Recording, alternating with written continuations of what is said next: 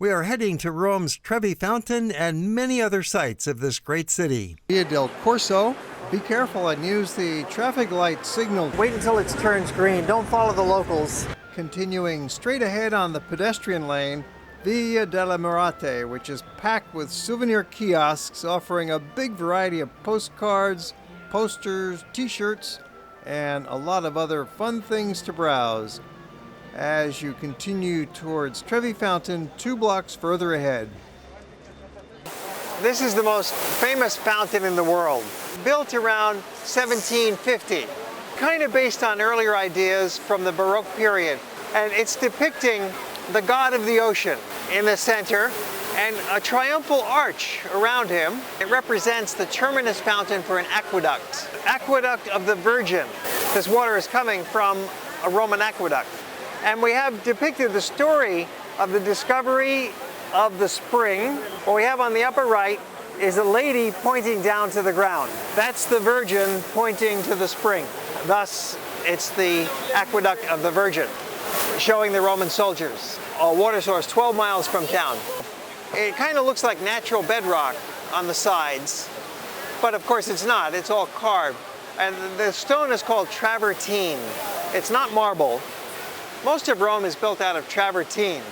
Now, you can't drink this water, but there is a separate water source that's coming in over there on the far edge, a little niche, and that water is drinkable. You'll see people filling their bottles.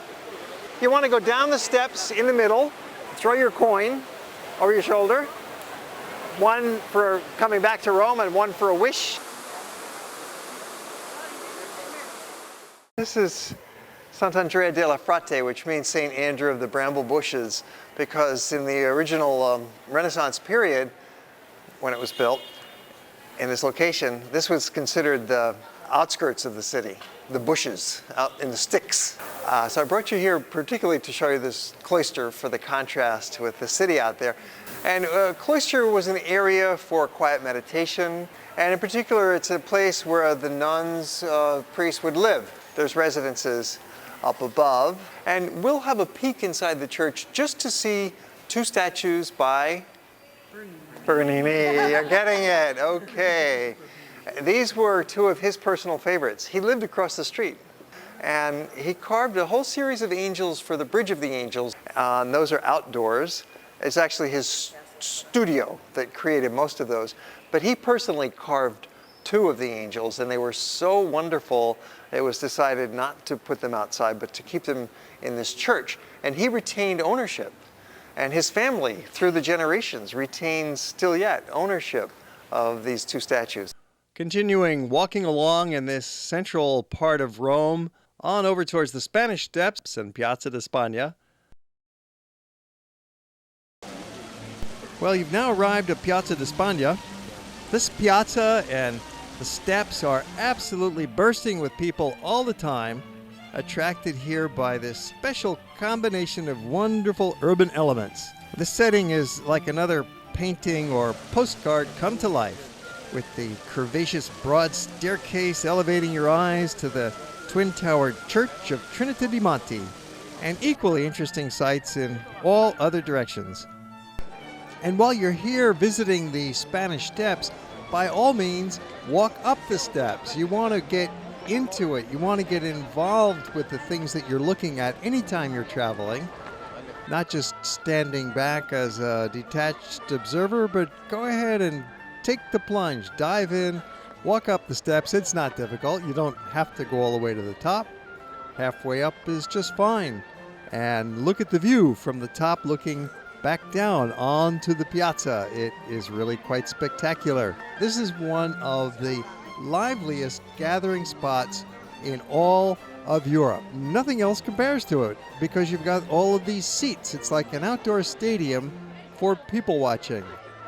You'll see there's a fountain right in front of you at ground level. It's like a sinking ship. That was done by Bernini's father. This is really a prime hour for being out. Here we are in the middle of the shopping area. This neighborhood is a wonderful neighborhood for shopping. There's about, let's say, 5 streets in parallel, beginning here with Via Fratina, it goes over Via Condotte, Via Carote, and they go down for about 5 blocks. So you're looking at about 25 square blocks of shopping district. And you could say this is the shopping center of Rome. Not so much the historic center, but 18th century and 19th century buildings, and very much filled with beautiful shops, upscale as well as ordinary, and nice restaurants as well too. And then turning into some of these wonderful nearby shopping lanes, there's in particular the Via del Corso. This is a perfect street. Pedestrian oriented, there's sidewalk restaurants, bicycles going by, locals are hanging out. You can go into a wine bar or cafe, and there's various shops along the way here. And it's in a terrific part of town that's generally called Spagna. We're near the Spanish Steps. And this Via del Corso has got everything. The Altar of Peace is a major archaeological site right near the Spanish Step. It has a striking exterior museum building that was designed by the American architect Richard Meyer and opened in the year 2006. The Altar of Peace itself dates back to the year 9 BC. It commemorates some important victories by the Emperor Augustus. This beautiful white marble structure consists of a series of life-size relief sculptures all around the outside of it, celebrating peace and fertility, agriculture, and the gods. It depicts the Emperor Augustus marching in a line with the other nobles, making their offerings to the gods. The exact names and nature of the gods is not quite known. After all, it's about 2,000 years old, and there are really no written records about it. The new museum has become quite a focal point for visitors and residents alike. The young locals come here to learn more about their history, and downstairs there's a museum with some special exhibits, including some 3D graphic representations of how the altar might have looked originally. You can see some of the figures are actually painted in bright colors, as was typical of the classical statues of the day. And downstairs there's a lounge, there's facilities, there's little classroom spaces. So it's really quite a nice improvement to the display of this structure. The Altar of Peace is a major historical site that's located just a few blocks away from the Spanish Steps. The last admission is at 6 p.m., and the museum itself closes at 7 p.m. Just a few blocks from the Via Condotti, very easy to find. It's located between the Tiber River and the ancient tomb of the Emperor Augustus, right here in this mound covered with trees. The Altar of Peace. Today we are taking taxis first thing in the morning over to the Vatican Museum.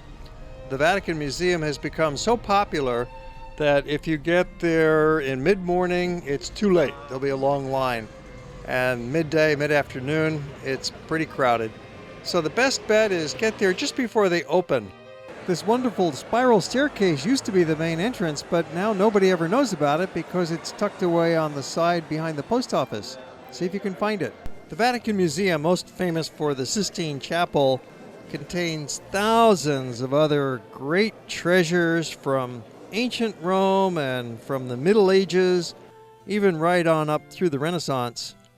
And it's connected with St. Peter's, of course, with the Basilica. Continue into the Belvedere octagonal court, which displays two of the most important statues from classical antiquity and a variety of other interesting pieces in a beautifully designed indoor-outdoor area.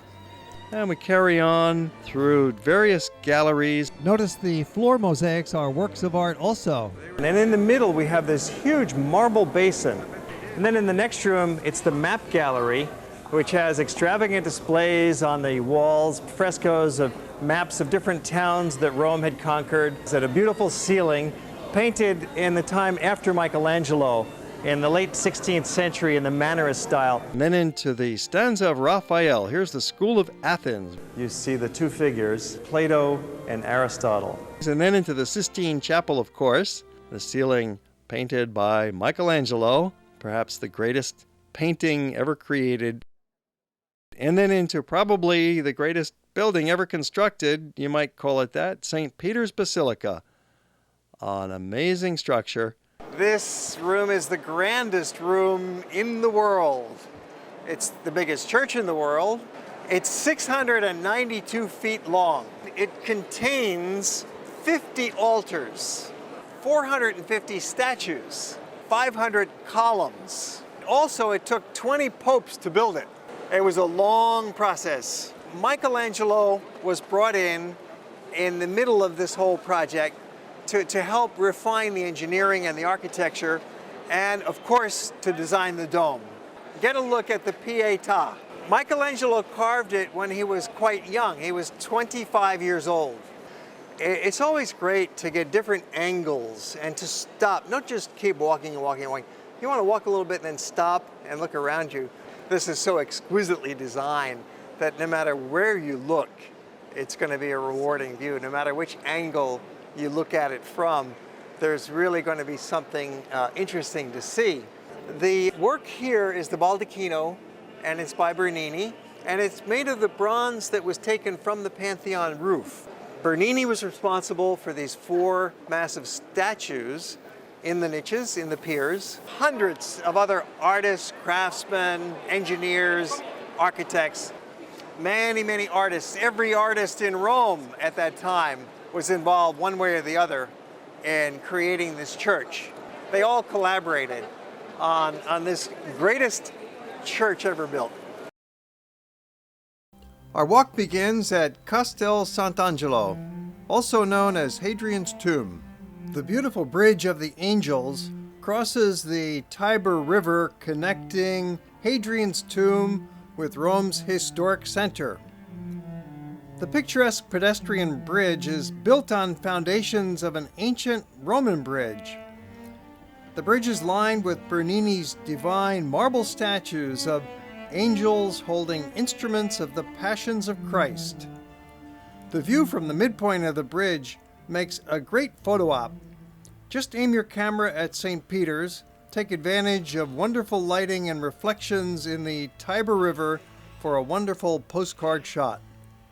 You might consider visiting inside. It is mostly a military museum with a couple of decorated rooms for the Pope, used as a place of refuge in times of attack. There's a nice cafe on top with good views all around. One more reason for joining the 1 million annual visitors for a quick walk through. Another beautiful church is Santa Maria sopra Minerva. It's the only significant Gothic church in Rome.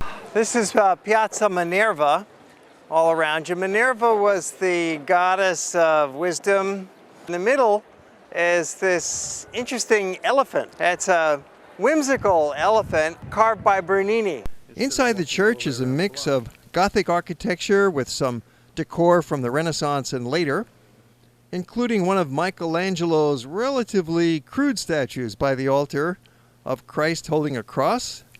And in this particular chapel, we have a lovely fresco on the wall. Here they have a clever trick in the churches in Rome. You got to put some money in, you got to pay, and then the lights come on. Okay. This is painted by Filippino Lippi. It's just a glorious portrait of heaven and the angels, isn't it? This is the Annunciation, where Mary is being told that she's going to be the mother of Jesus. You see up above those angels floating in the heaven around the Madonna, the blue sky behind. The Madonna is often represented with the color blue, often wearing a blue gown. And it has a number of important side chapels as well.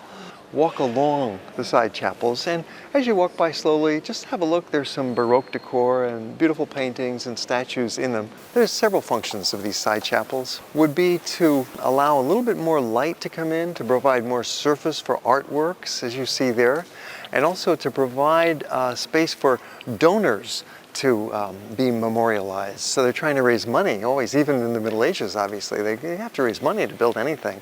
Ultimately, the purpose is for the quiet devotion of the churchgoers. During the Gothic period, the windows were generally smaller, especially this Roman Gothic, but this is almost more of a Romanesque, which is prior to the Gothic. But we see the pointed arches, and that's a real standard of that Gothic period. But originally they were highly decorated on the interior, as this one still is. This is a wonderful, important symbol of the Renaissance. It's the burial place, the actual burial place of Fra Angelico, a very important painter of the early Renaissance from Florence. So let's walk up on to the exit area. It's a neat trick to go in the front door and then out the back door here. That's what we'll do. It'll save us from walking all the way around the block. In the Church of San Ignacio, you'll be astonished by the illusionistic ceiling mural painted during the 17th century by the Jesuit brother Andrea Pozzo, which is the only reason why you must step inside. This vivid three-dimensional perspective will shock your eyes with its realistic depiction of the heavens opening above and painted architecture that blends magically with the building, so you don't know where one begins and the other ends. Now the illusion here is in the architecture, painted architecture. You've noticed the columns that are painted up there, and look at how they're kind of tilting over. Yes. They're kind of caving in on you, right? Well, there's something very special that you're about to find out about, and that is there's one spot, that spot on the floor over there, that if you stand on that spot, all of the columns are magically straight. The ones here that are curved and bent over, go stand on that spot and look at them again, and you'll see now all of a sudden they've straightened up. And you see all of the columns are straight now on both sides. The church itself is done in the Counter-Reformation style in the Baroque period. So it's a large space. And again, this is for preaching and trying to counteract the effects of the Reformation, the Protestant Reformation. And so the Catholic Church, one of the ways they fought back against the Reformation was by building these grand theatrical churches that would attract people just because of their beauty and also their functionality, that people could hear the lecture very clearly. One voice standing at the pulpit could project out into the entire church because of the design and the acoustics and the open space. You don't have columns, in the middle of the church the way you did earlier on in the Renaissance and in the Gothic period. And it shows the apotheosis of St. Ignatius. You can see him there in the middle, going to heaven and preaching to the entire world. The Jesuit order was a missionary order, very much bringing the word of the Catholic Church out to the world. You see up there it's painted, it'll be painted in Europe and Africa, Asia. They were spreading out. In fact, even today, of course, there's Jesuit churches and Jesuit schools all over the world as well, too. The ceiling mural of San Ignacio is one of the miracles of Rome. We stopped here to look at these columns because this, too, is ancient Roman temple. Nicely preserved right here in the middle of the city, but only the columns are left from the ancient temple. They're eroded away, after all, they are so old, 2,000 years old. And the building behind it was, for quite a while, the Roman Stock Exchange. Then it became an art gallery. We frequently upload new movies, so please subscribe to our channel and click that little alarm bell so you'll be notified. And if you enjoyed the movie, how about a thumbs up? And we always welcome comments down below. Or if you have questions about the destination, make note and we'll answer them. Thanks for watching.